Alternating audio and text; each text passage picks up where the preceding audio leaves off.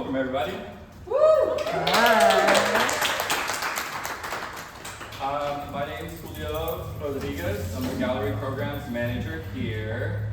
I want to welcome all of you lovely people to today's gallery walkthrough. We are looking at telling stories even in our dreams, highlighting the work of Heather Heyman. Let's give Heather a hand. And Michael Nuñez, who's hanging out. Just a brief background. Heather Heyman began working at NIAD in 2019, and since then has worked across different mediums to bring to life the fairy tale landscapes we see in the work presented here today. Michael Nuñez has worked at NIAD since 2018, and similarly has worked prolifically to illustrate folklore that spans many cultures and many time periods. Michael is hanging out today, and we'll get a chance to hear from him about his artwork. And I'd like to introduce our curator for today, Liz Hernández. Let's give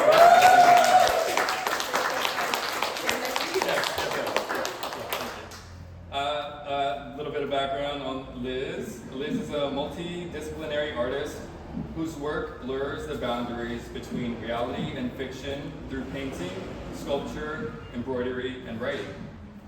Deeply influenced by Mexican craft techniques, her work explores the rich language of materials, drawing inspiration from literature, anthropology, syncretism, and cultural traditions. Hernández has exhibited nationally and internationally. Her work is part of the permanent collections at Caddis, San Francisco, the SF Museum of Modern Art, and the DeYoung Museum. So another big hand for all.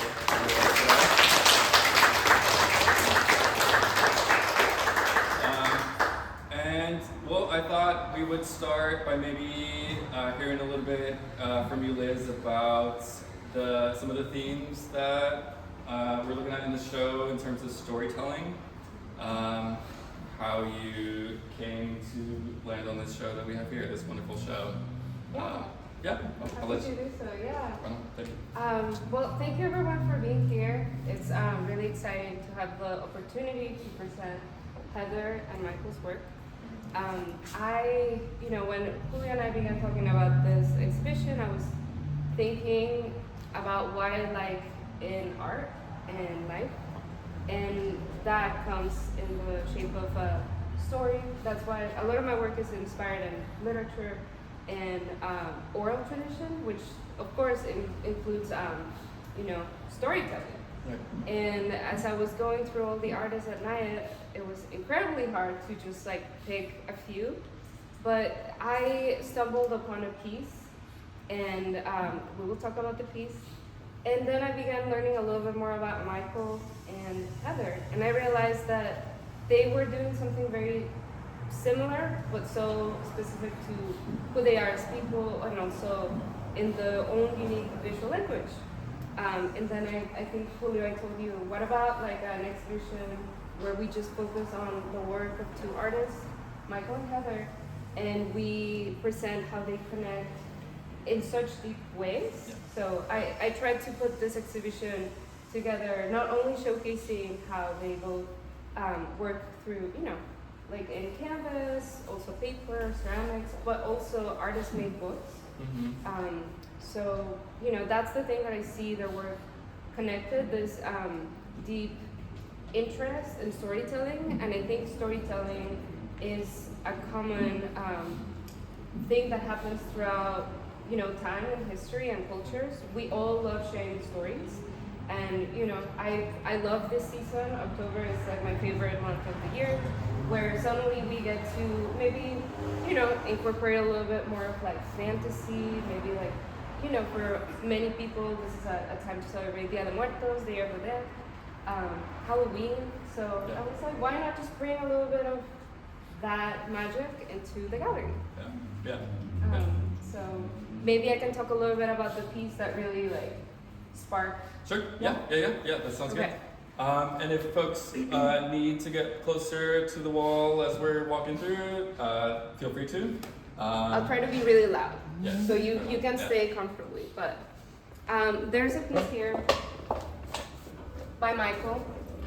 I saw this piece when I was already considering Heather and Michael's work.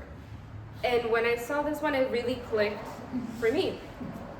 We see it's a princess and a monster, and they're holding hands, and suddenly this connection of maybe horror or folklore that's a little bit more dealing with the mysterious, the the slightly scary stuff could come together with fantasy, with the saccharine, sweet princess world that Heather really embodies. And I was like, okay, this is what's gonna work out.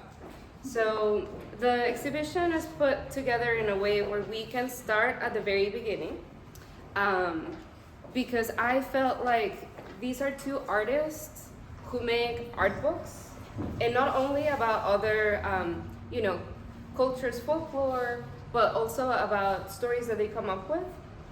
I felt very inspired by them because it's something that I like to do in my own practice. I also am a writer, so I noticed these two artists are writers as well.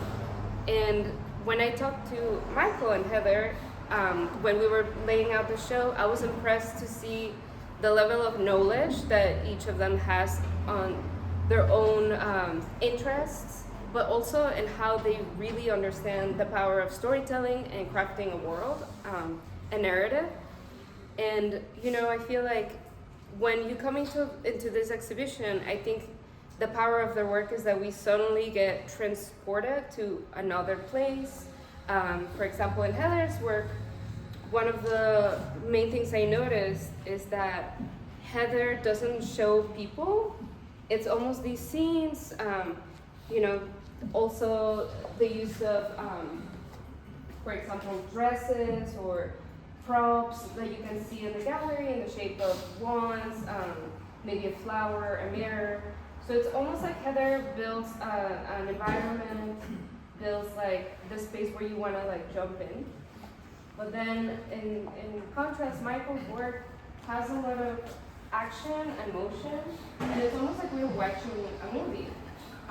So I felt like this was such a good combination to bring these two different points of view in one specific theme, which is storytelling. I had the chance to talk to Michael, and of course, Michael, I would love it if you want to share a little bit about you and like why you make your art. But I think what was so interesting was talking a little bit about the black and white paintings and drawings that captured my attention immediately. Yeah. Would you be okay coming here and talking? Of course. Thank you, Michael. Let's get Michael. So, Michael, remember what we talked last time about the black and white pieces? They really inspired me, and I felt like I was watching like an old movie. Like it had this quality of like mystery. Can you talk a little bit about how these pieces came along? Yeah, these came along because I started Halloween when we come to close to October or on October.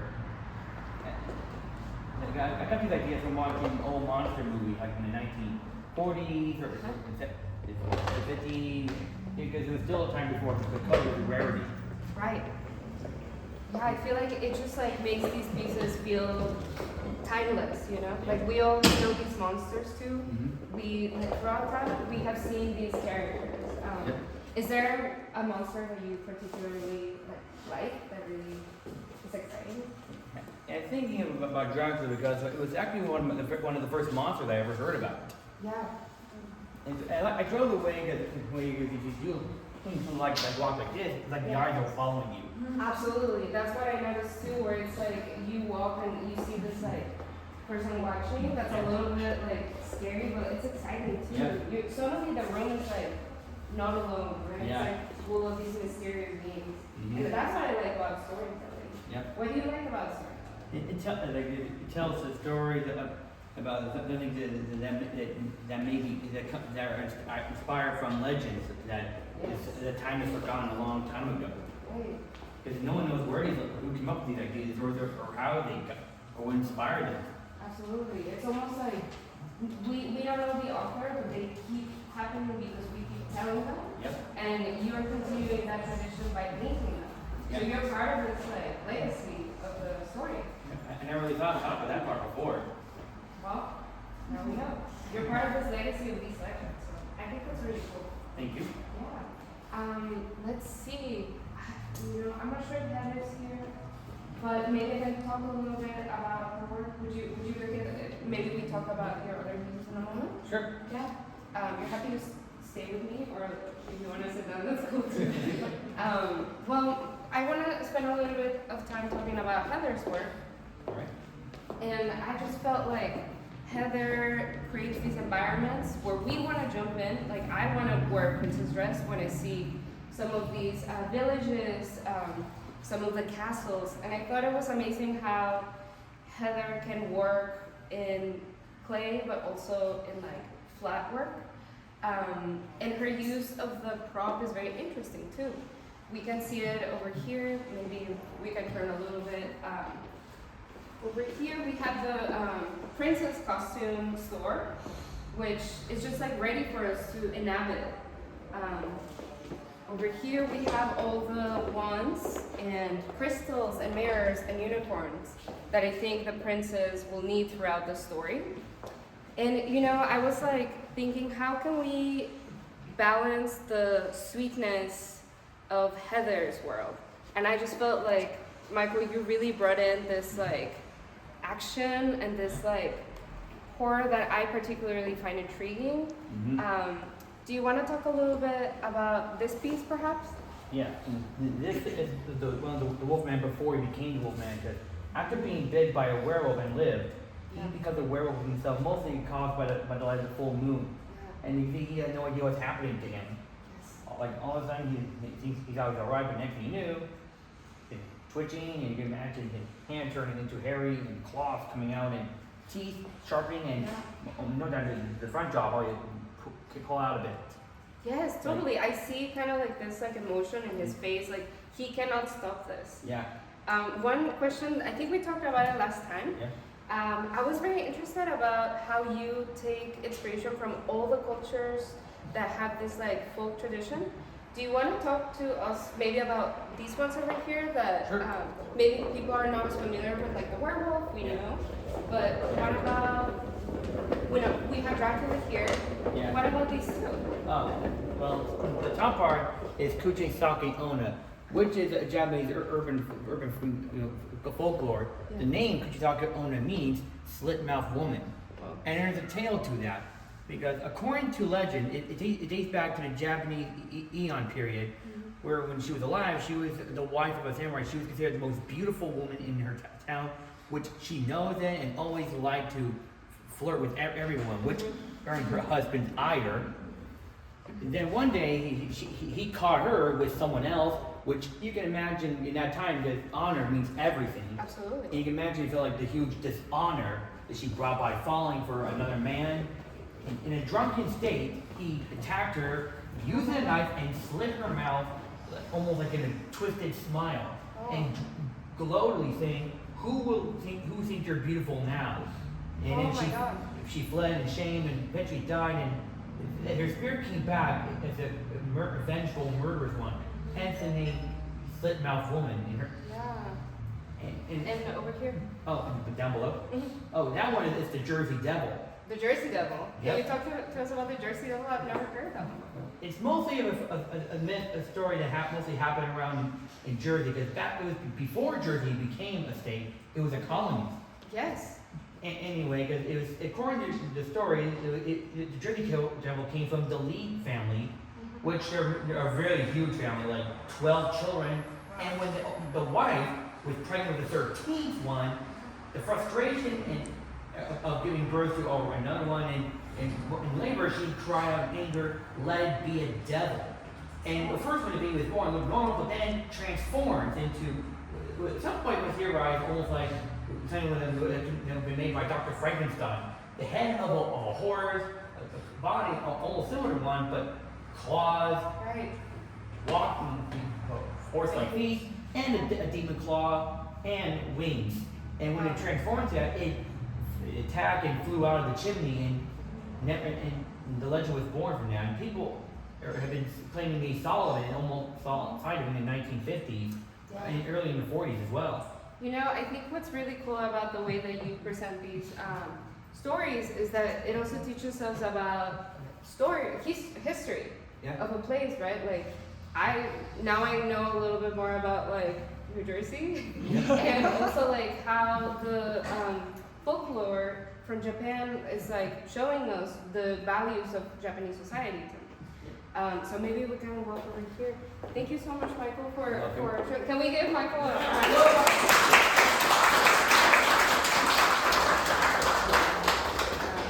I could really talk about folklore all day, but you know, that's why I thought it would be so interesting presenting Michael's images that are full of history, of like all these other stories coming together, and then almost like Heather presenting us with this like blank slate for us to inhabit these worlds. Really wish that we could hear a little bit more about her practice. Well, we do have some words from Heather. Yes. Captured by Heather, Jonathan.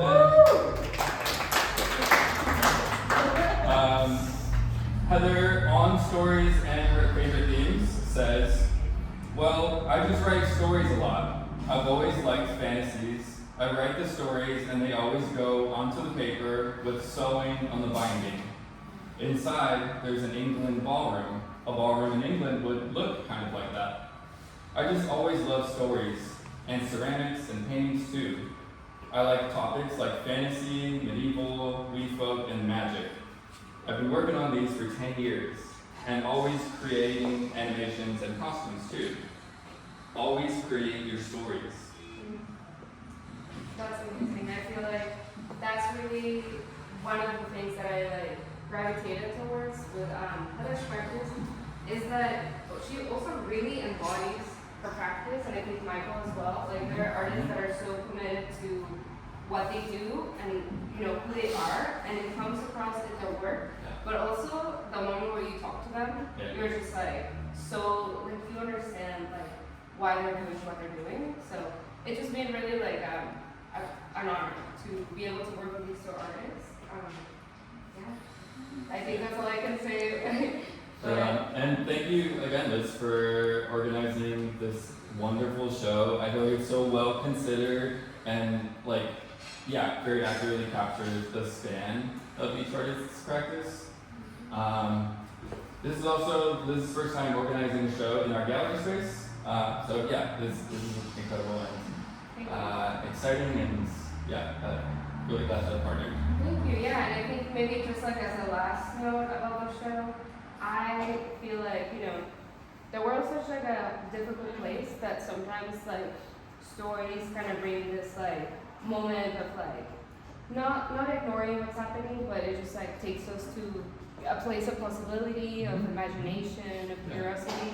Yeah. And it's just like so good to be able to, you know, exist in that place even for a little moment. So Yeah. I feel like there's a really good energy here, and I feel like this, you know, if we all dress up at the end of the month, it's going to be a really fun place to be. Yeah, so. Amazing. Yeah. Thank you so much. Yeah. Let's give it another.